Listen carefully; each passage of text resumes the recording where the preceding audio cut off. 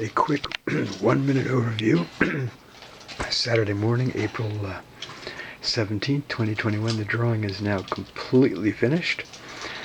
Had the addition, little drawing done yesterday of a number of sea beasties. And it's not assembled in the frame yet, but just wanted to give viewers a quick view of what the frame is. I found this metal piece outside on the pavement.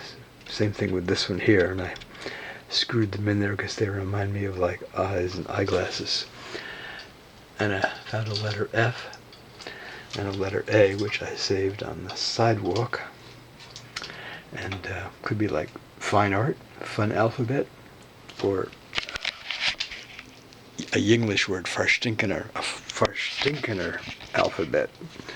What with Google, Microsoft, and Facebook's and their subsidiaries' use of vision harmful light value, low contrast, extremely light value, and nearly zero contrast type in all their websites. All right. At 1:13, I'm going to stop at 1:30, a minute and a half.